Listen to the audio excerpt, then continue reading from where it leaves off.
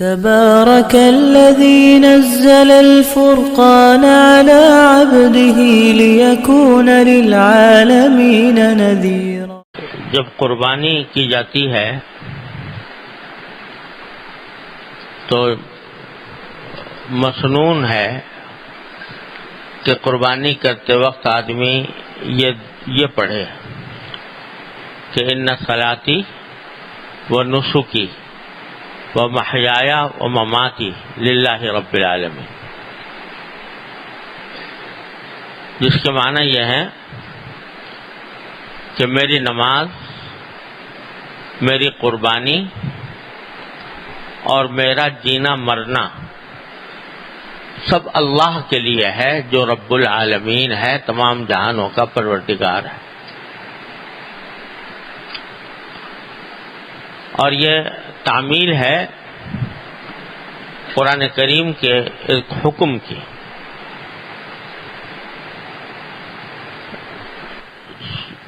جس میں اللہ تبارک و تعالی نے ارشاد فرمایا قل ان صلاتی و نسکی و محیایا و مماتی للہ رب العالمین. یہ کہو، کہنے کا حکم دیا.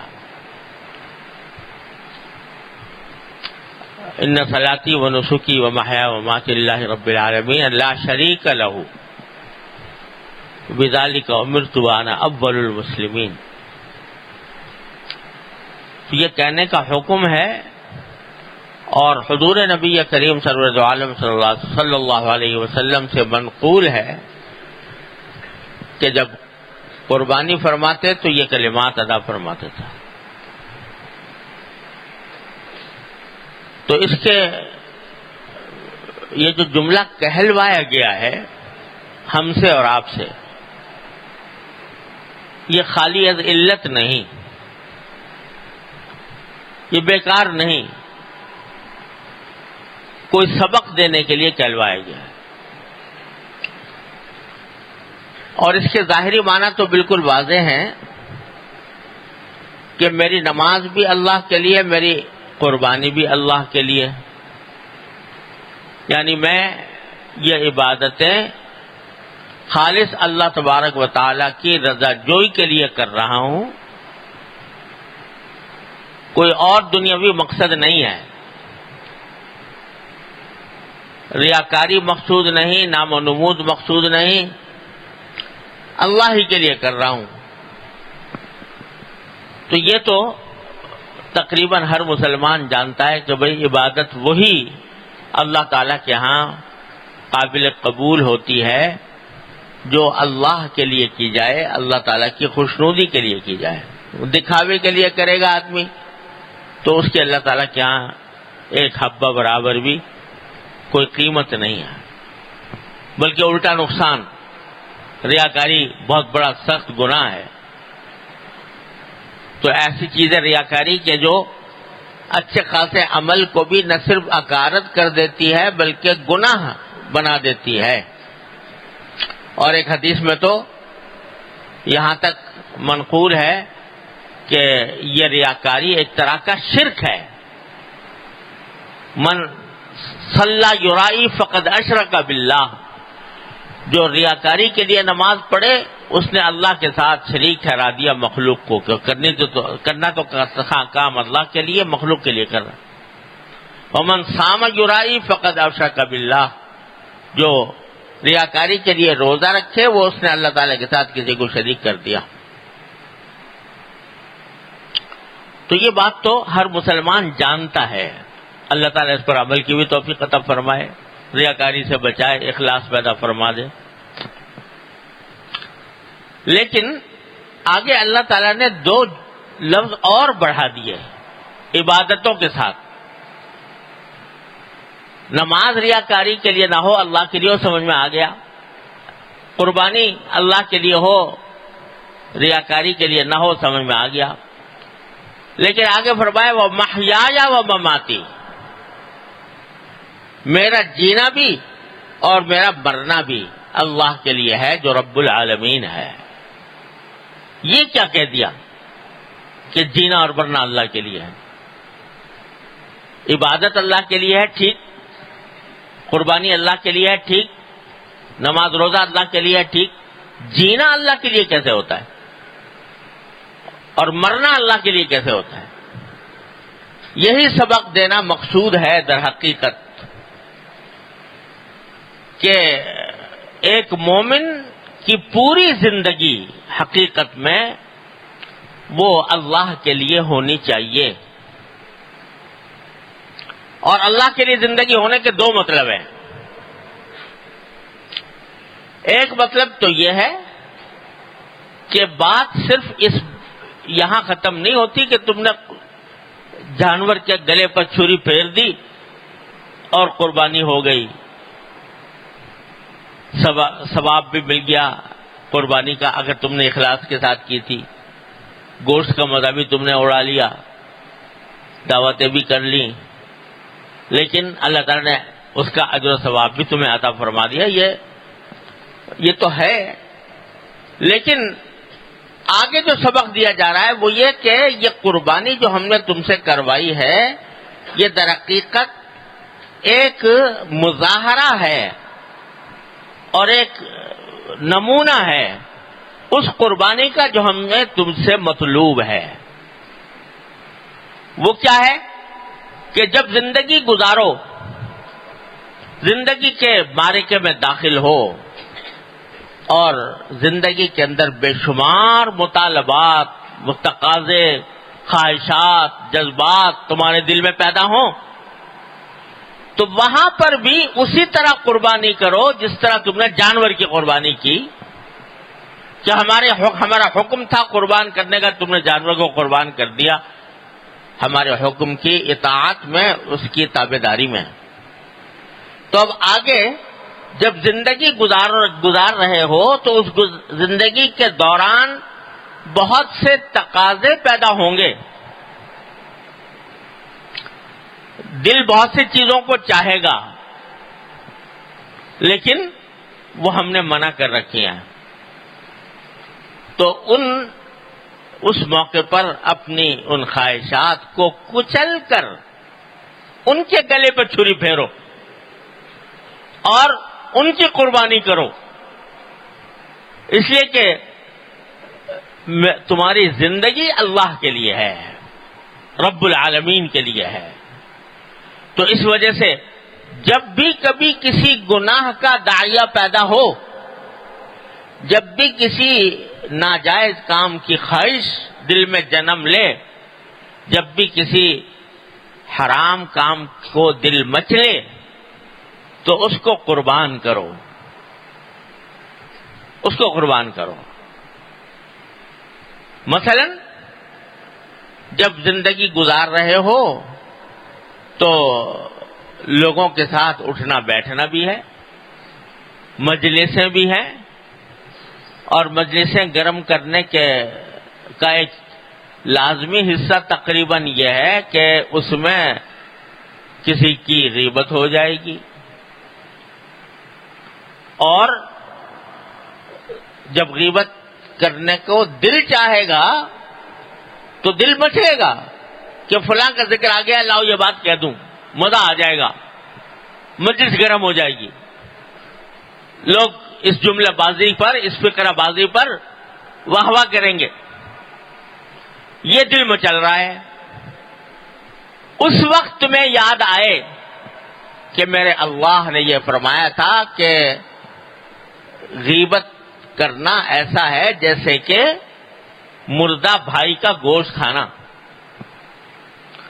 اور اس وقت تمہیں یاد آئے کہ محمد رسول اللہ صلی اللہ علیہ وسلم کا یہ ارشاد مروی ہے کہ غیبت زنا سے بھی بدتر گناہ ہے. اور اس خیال کے آنے سے تمہارے دل جو مچل رہا تھا غیبت کرنے کو، کسی دوسرے کا برائی سے ذکر کرنے کو جو دل چاہ رہا تھا، تم اللہ کے آگے اس کو، اللہ کے سامنے اس کو قربان کر دو. یہ ہے قربانی جو مطلوب ہے، یہ ہے میری زندگی اللہ کے لیے. بازار میں نکلے ہو، چاروں طرف نگاہوں کے لیے فتنے ہیں اور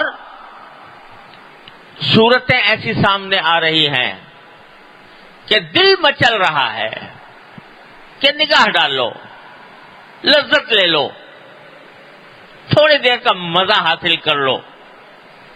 تصویریں لگی ہوئی ہیں،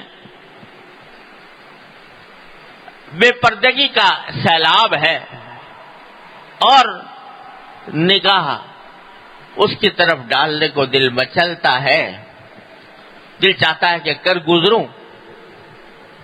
اس وقت تمہارا امتحان ہے کہ تمہارا جینا اللہ کے لیے ہے کہ نہیں ہے.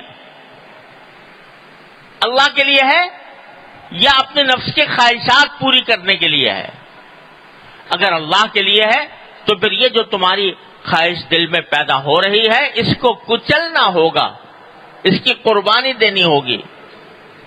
اور جب قربانی دو گے تو پھر یہ کہنے کا تمہیں حق حاصل ہے کہ میری زندگی اللہ کے لیے ہے. تو بات صرف بکرے کے گلے پر چھری پھیر کر ختم نہیں ہوتی، گائے کے گلے پر چھری پھیر کر قربانی نہیں پوری مکمل نہیں ہو جاتی، بلکہ یہ سکھایا جا رہا ہے کہ محیایا و مماتی للہ رب العالمین. جینا مرنا بھی اللہ کے لیے ہے، کہ جس طرح تم نے اس کی قربانی کر دی، اپنی خواہشات کی قربانی کرو، اپنے جذبات کی قربانی کرو، اپنے دل میں امٹنے والے تقاضوں کی جو اللہ کے حکم کے خلاف لے جا رہے ہوں ان کی قربانی کرو. تو اس قربانی کرنے سے تمہاری زندگی اللہ کے لیے ہوگی. اور یہی در حقیقت کام بظاہر مشکل لگتا ہے، بظاہر مشکل لگتا ہے. اللہ بچائے جب عادت پڑ جاتی ہے بری، کسی ناجائز کام کی عادت پڑ گئی ہے تو چھوڑتے ہوئے دل پر آرے چلتے ہیں، بہت مشکل لگتا ہے. لیکن اس مشکل کو آسان بنانے کا راستہ بھی یہ ہے کہ اس مشکل کو، اس کڑوے گھونٹ کو ایک مرتبہ زبردستی اپنے اوپر زبردستی کر کے پی جاؤ، پیو اس کڑوے گھونٹ کو.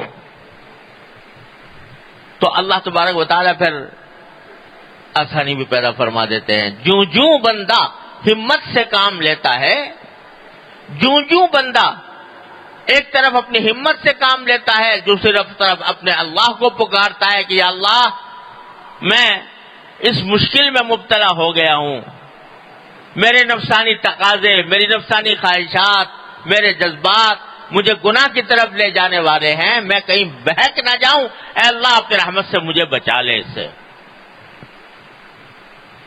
کوشش اور ساتھ میں رجوع اللہ، کوشش اور اللہ تعالی سے رجوع کر کے مانگنا، تو اللہ تبارک و تعالی پھر راستے کھول دیتے ہیں. دو چیزیں ساتھ ساتھ کرنی ہوں گی، کوشش اور ساتھ ساتھ اللہ تعالی سے مانگنا.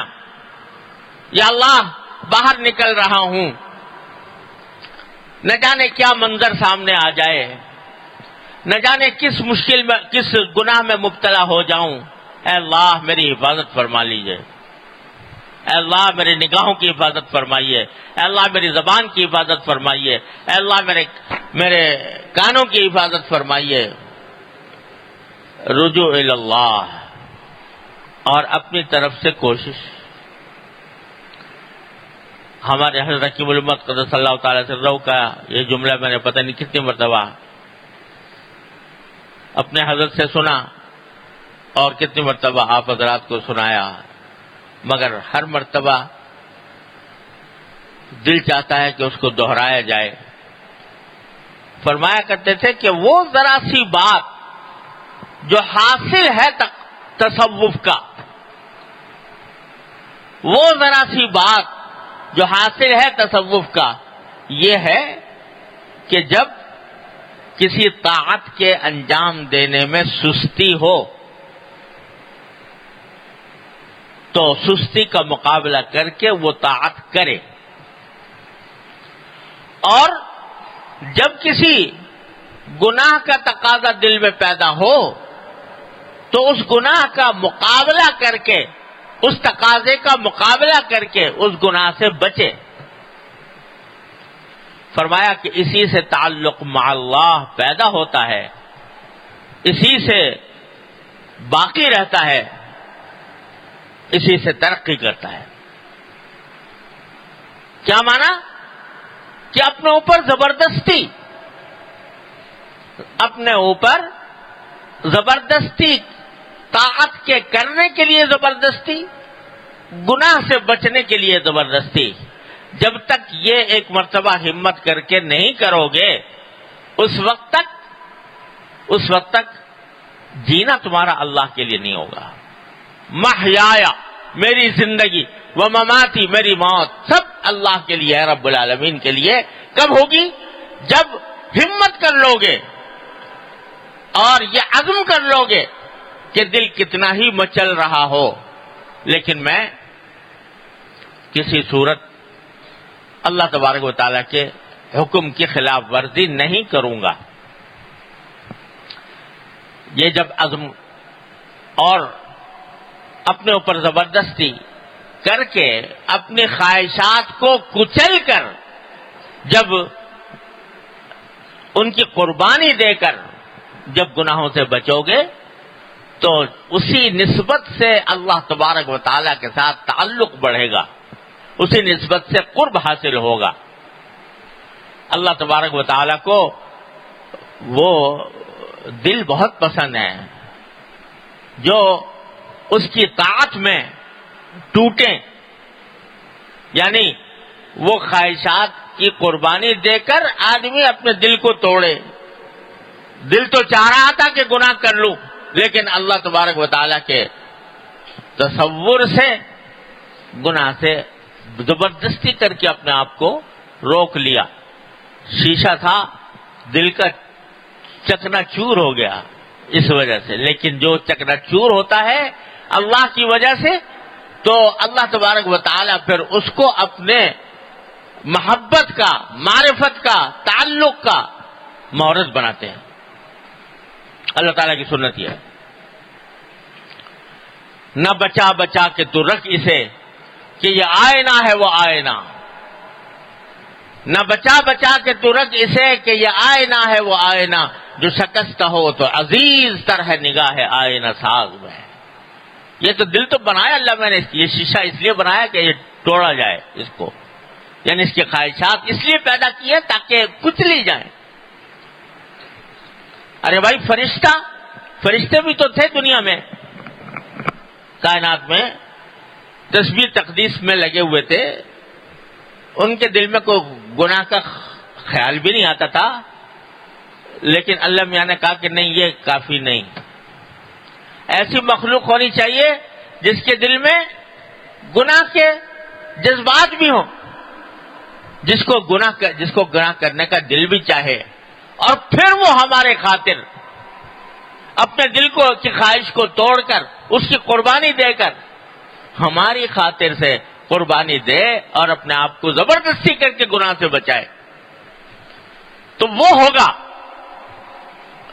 وہ ایسی مخلوق ہوگی کہ فرشتوں سے بھی میں کہوں گا انی اعلم ما لا تعلمون، میں جانتا ہوں تم نہیں جانتے، یہ مخلوق کیسے پیدا کر رہا ہوں، ایسی پیدا کر رہا ہوں کہ یہ گناہ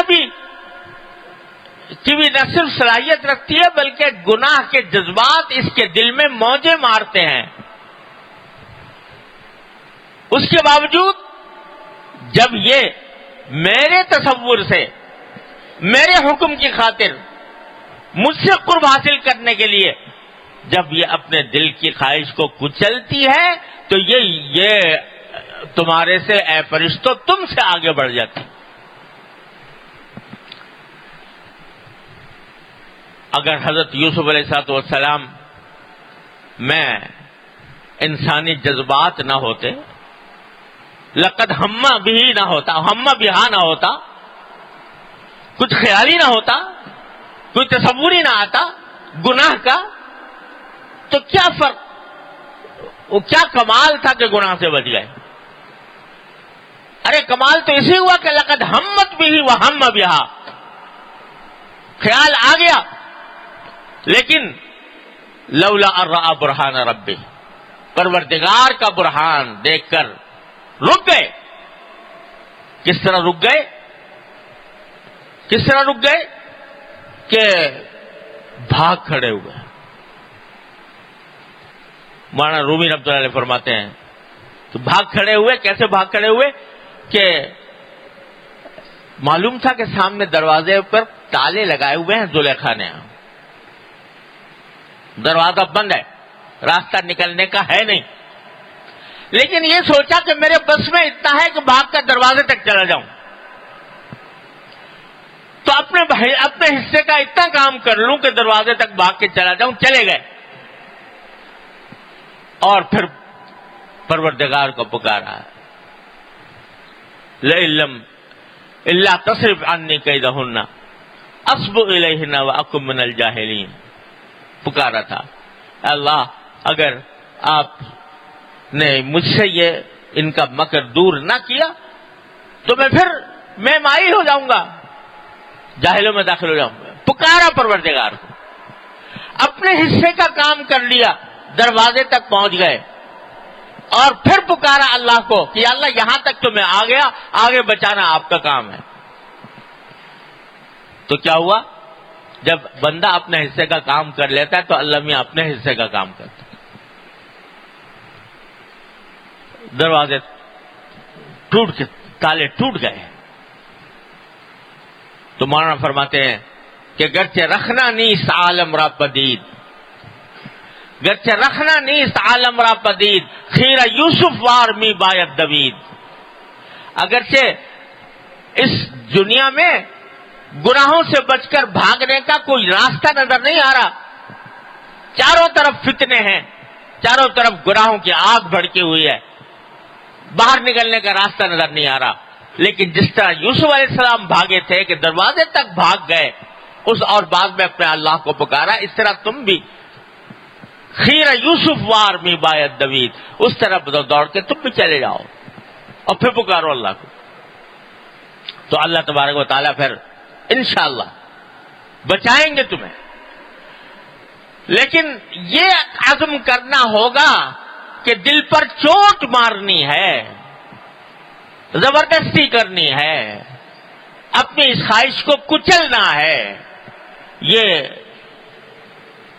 ایک مرتبہ یہ قربانی دینی ہوگی، تب یہ اللہ تبارک و تعالیٰ کی طرف سے مدد آئے گی۔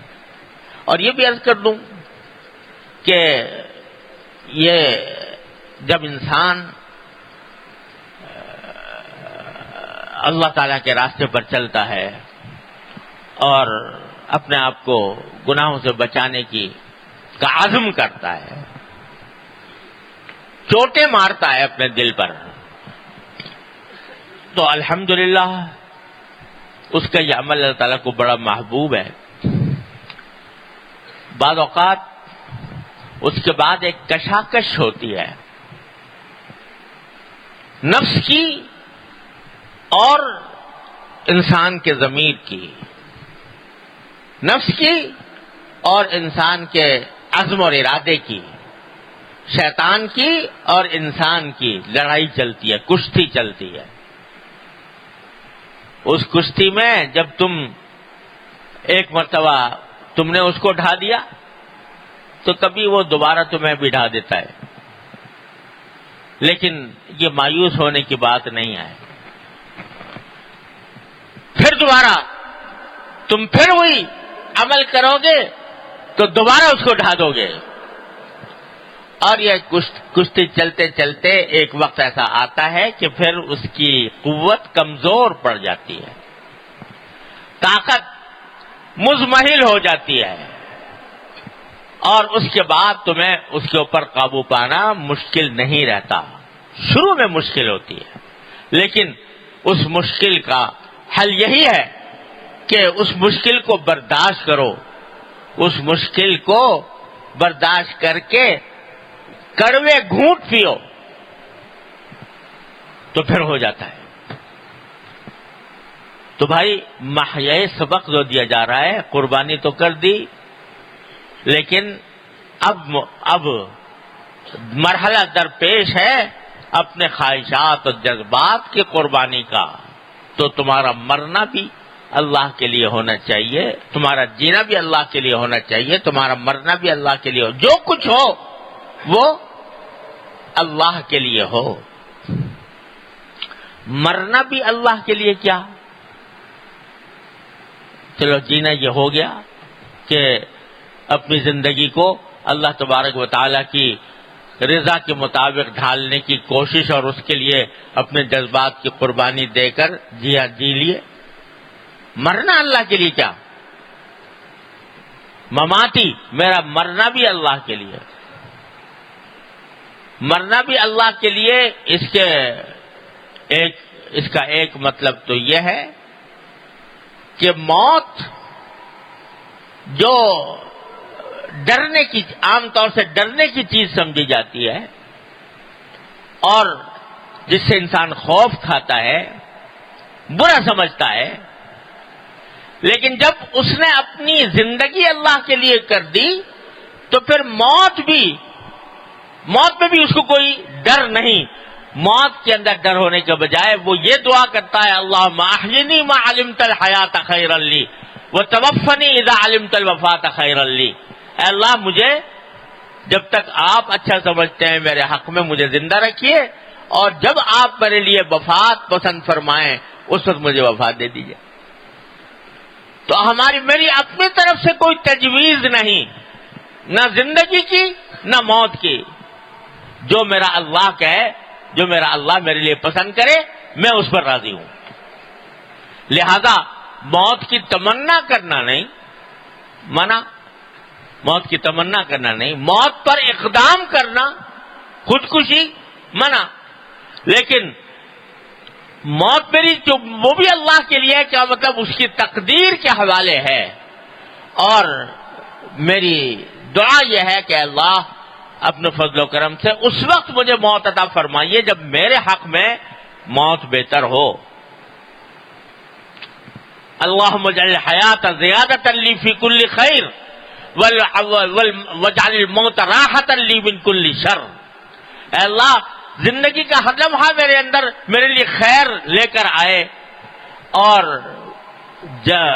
اور موت میرے لیے ہر شر سے مجھے راحت کی طرف لے جائے۔ جب اندیشہ ہو فتوفنی الیک غیر مفتون، اے اللہ جب فتنے کا اندیشہ ہو کہ میں فتنے میں مبتلا ہو جاؤں گا تو پھر مجھے بغیر فتنے سے محفوظ بغیر فتنے میں مبتلا ہوئے اپنے پاس مجھے بلا لیجیے۔ تو موت بھی اللہ کے لیے ہے۔ تو ایک معنی یہ ہوئے محیایا و مماتی للہ رب العالمین کے، کہ میرا جینا مرنا اللہ کے لیے، میرا ہر سانس وہ اللہ تعالیٰ کی اطاعت میں گزرنا ہے، اور اس کے لیے مجھے اپنے جذبات کی قربانی دینی ہے۔ اسی قربانی کے نتیجے میں اللہ تبارک و تعالیٰ کا قرب حاصل کروں گا۔ تو بھائی، یہ ایک بہت بڑا سبق ہمیں اس وقت یہ مل رہا ہے اللہ تبارک و تعالیٰ کی طرف سے کہ بھائی یہ قربانی جو تم نے کی ہے یہ تو ایک علامت تھی، یہ ایک مثال تھی ہمارے حکم کی اتباع کی، لیکن اب تو ساری زندگی تمہیں یہ قربانیاں دینی ہیں ہمارے حکم کی اطاعت و اتباع کی خاطر۔ ایک تو یہ ہوا، اور دوسرا مطلب اس کا وہ یہ ہے کہ بظاہر جو کام زندگی کے اندر عبادت نظر نہیں آتے، مباح کام ہے، سونا جاگنا، کھانا پینا، تجارت کرنا، زراعت کرنا وغیرہ، یہ کام ایسے ہیں کہ یہ دیکھنے میں کوئی عبادت نہیں ہے۔ کھانا کھا رہے ہو تو کھانا کھا رہے ہو، اپنے بھوک مٹانے کے لیے کھا رہے ہو، مزہ لینے کے لیے کھا رہے ہو۔ اسی طرح سو رہے ہو تو اپنی جسم کو آرام دینے کے لیے سو رہے ہو، یہ عبادت نہیں ہے، مباحات میں سے ہیں۔ لیکن اللہ تبارک و تعالیٰ یہ فرماتے ہیں کہ انہی مباح کاموں کو اگر تم میری رضا کی خاطر انجام دو، میرے محبوب نبی کریم سرور دو عالم صلی اللہ علیہ وسلم کی سنت کے مطابق اور میری رضا جوئی کی خاطر یہ کام بھی کرو، تو یہ کام بھی ہم تمہیں عبادت، تمہاری عبادت بنا لیں گے۔ تو تمہارا جینے کا ہر عمل، چاہے وہ کھانا ہو، چاہے وہ پینا ہو، چاہے وہ سونا ہو، چاہے وہ تجارت ہو، چاہے روزی کمانا ہو، کوئی کام ہو، وہ سب ہمارے لیے ہو جائے گا، وہ سب ہمارے لیے، کھانا بھی میرے لیے، پینا بھی میرے لیے، سونا بھی میرے لیے۔ کیسے؟ نیتیں صحیح کر کے، نیتیں درست کر لو کہ کھانا کھا رہے ہو تو کیا نیت ہو کہ رسول کریم صلی اللہ علیہ وسلم کا ارشاد ان لجسدک علیک حقا۔ حضرت عبداللہ ابن عمرو ابن عاص رضی اللہ تعالیٰ عنہ جو ہے سارے تمام دن اس طرح گزار رہے تھے کہ دن میں روزے سے اور ساری رات اللہ کی عبادت میں کھڑے ہوئے نماز پڑھ رہے ہیں۔ حضور اقدس سرور عالم صلی اللہ علیہ وسلم نے ان سے فرمایا کہ نہیں، ایسا مت کرو، ان لجسدک علیک حقا، تمہارے جسم کا بھی تمہارے اوپر کچھ حق ہے، تو لہذا مسلسل روزے رکھنا یہ ٹھیک نہیں، اگر رکھو چھوڑ کے روزے رکھو۔ تو آدمی اگر یہ نیت کر لے کہ میں کھانا اس لیے کھاتا ہوں کہ میرے جسم کا مجھ پر حق ہے، اور اس طرح کھاتا ہوں جیسے اللہ تعالیٰ کے محبوب صلی اللہ علیہ وسلم نے کھایا، بسم اللہ الرحمن الرحیم پڑھ کر، اور اللہ تبارک و تعالیٰ کی نعمت کا شکر ادا کر کے، الطاعم الشاکر بمنزلۃ الصائم الصابر، تو سارا کھانا بھی کیا ہو گیا؟ عبادت ہو گیا، یہ کھانا بھی اللہ کے لیے ہو گیا۔ اور جب اللہ کے لیے کھائے گا، اگر واقعی صحیح معنی میں اللہ ہی کے لیے کھا رہا ہے، اللہ ہی کے لیے نیت ہے، تو پھر ضرورت سے زیادہ بھی نہیں کھائے گا، یعنی اتنا بھی نہیں ہوگا کہ اپنے آپ کو تھورتا ہی چلا جائے اور خود بیمار ڈال دے اپنے جسم کو، کیونکہ یہ جسم کا حق نہیں ہے، جسم پر ظلم ہے۔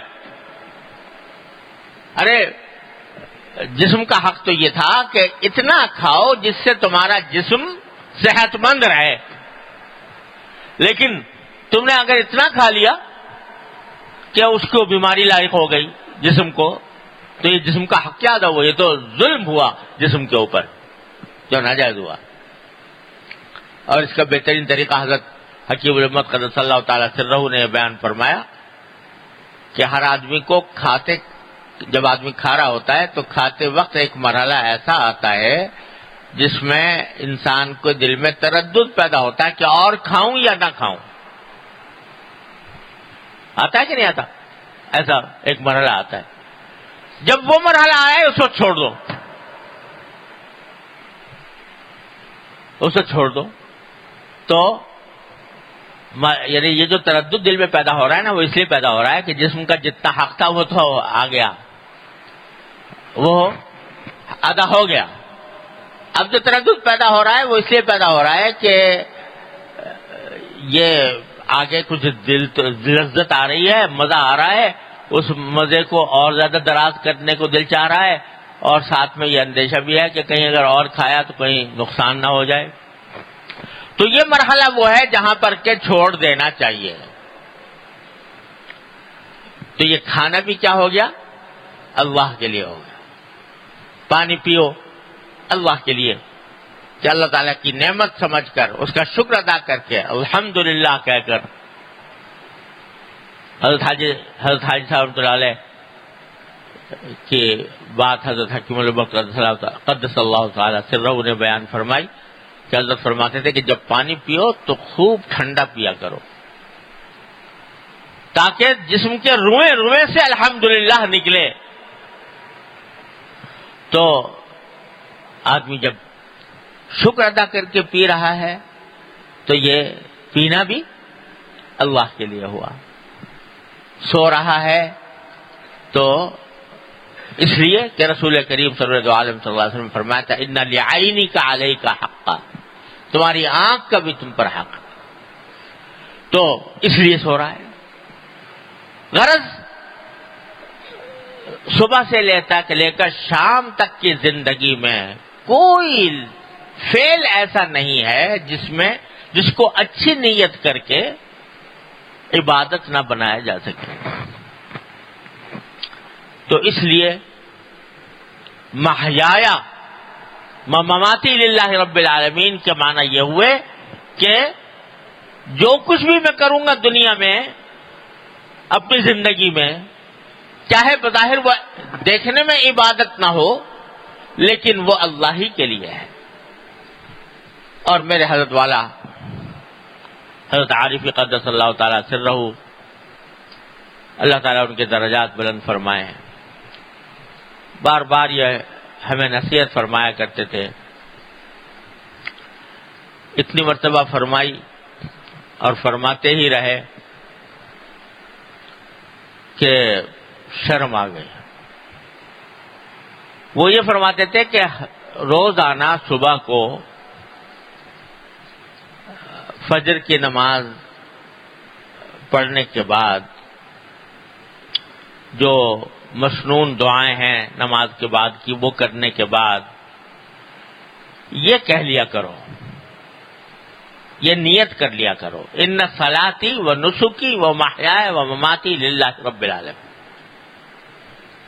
یہ پڑھ کر دل میں نیت کر لو کہ یا اللہ آج جو کام کروں گا صبح سے لے کر شام تک، جو کام بھی کروں گا وہ آپ کے لیے کروں گا، آپ کو راضی کرنے کے لیے کروں گا. کوئی روزی کماؤں گا تو آپ کی حکم کے مطابق اور سنت کے مطابق کماؤں گا، کھاؤں گا تو آپ کے رضا کے مطابق سنت کے مطابق کھاؤں گا، پیوں گا تو آپ کے رضا کے مطابق اور سنت کے مطابق پیوں گا. جو کام کروں گا وہ اللہ آپ کے لیے ہوگا. اور تھوڑا سا ہر ایک آدمی تصور بھی کر لے کہ آج دن بھر میں مجھے کیا کیا کرنا ہے. طالب علم ہے تو یہ نیت کرے کہ یا اللہ میں جو کچھ پڑھوں گا وہ آپ کو راضی کرنے کے لیے پڑھوں. استاد ہے تو یہ نیت کر لے کہ اللہ جو کچھ پڑھاؤں گا وہ آپ کو راضی کرنے کے لیے پڑھاؤں گا. کوئی تاجر ہے تو یہ نیت کر لے کہ جو تجارت کروں گا اے اللہ آپ کے حکم کے مطابق اور آپ کے رضا جوئی کی خاطر سنت کے مطابق کروں گا. اور کچھ جس کا جو دن میں واقعات پیش آنے والے ہیں ان سب میں اچھی نیت نکالو اور اچھی نیت نکال کر اس کو مستحضر کرو اور یہ کہو کہ ان صلاتی و نسکی و محیایا و مماتی للہ رب العالمین. یہ صبح کو کہہ لو اللہ میاں سے ایک پیمان کر لو، پیمان وفا. یہ پیمان وفا ہے، وفا کا پیمان ہے کہ اللہ میں آپ کا بندہ ہوں تو میں آپ کے بندے کے ہونے کے ناطے یہ ارادہ کرتا ہوں، یہ نیت کرتا ہوں جو کچھ کروں گا آپ کی رضا کے لیے کروں گا. کر لیا. اب اپنی طرف سے تو ارادہ کر لیا کہ جو کچھ کروں گا اللہ کے لیے کروں گا، لیکن انسان ہے تو کمزور بیچارہ، وہ کیا اس کا ارادہ کیا؟ ارادہ بھی مختلف حالات اور مختلف حوادث سے ٹوٹتا رہتا ہے. تو پھر انہی سے مانگ لو، اللہ تعالی سے مانگ لو. یا اللہ ارادہ تو کر لیا، ارادہ تو کر لیا، لیکن اس ارادے کی تکمیل اور اس پر استقامت اور اس پر ثابت قدم رہنا اے اللہ آپ کی توفیق کے بغیر ممکن نہیں. تو اے اللہ مجھے اس ارادے پر ثابت قدم بھی بنا دیجئے، اس کی تکمیل بھی فرما دیجئے، اس پر استقامت بھی عطا فرما دیجئے. یہ دعا بھی کر لو ساتھ. اور اگر مسنون دعا کر لو، اللہم انا قلوبنا ونواسینا وجوارحنا بیدک لم تملکنا منہا شیئا فاذا فعلت ذلک بنا فکن انت ولینا واہدنا الی سواء السبیل. یا اللہ میں نے کہہ تو دیا لیکن کر نہیں سکتا جب تک آپ کی توفیق نہیں ہوگی، تو آپ میرے ولی بن جائیے اور مجھے سیدھے راستے کی ہدایت کر دیجیے. یہ صبح صبح کو اللہ میاں سے پیمان وفا باندھ لو. انشاءاللہ جب یہ پیمان وفا باندھا تو اس کی برکات ظاہر ہوں گی، اور جب وقت آئے جس کام کا تو اس میں نیت کا استحضار بھی کرنے کی کوشش کر لو. رات کو جب سونے لگو تو ذرا سا جائزہ لے لو. صبح کے وقت میں نے اللہ تبارک و تعالیٰ سے ایک پیمان وفا باندھا تھا، تو سارے دن اس پر کتنا عمل ہوا. جتنا ہو سکا اللہ تعالیٰ کا شکر ادا کرو. اللہم لک الحمد لک الشکر. ہے اللہ آپ نے توفیق دی، آپ کا فضل ہے، آپ کا کرم ہے، میں شکر ادا کرتا ہوں. اور جہاں کہیں پھسل گئے یا غفلت ہو گئی اس پر استغفار کر لو. یا اللہ فلاں جگہ پھسل گیا، فلاں جگہ غفلت ہو گئی، اے اللہ اپنے فضل و کرم سے معاف فرما دیجئے، کل سے پھر دوبارہ یہی کام کروں گا.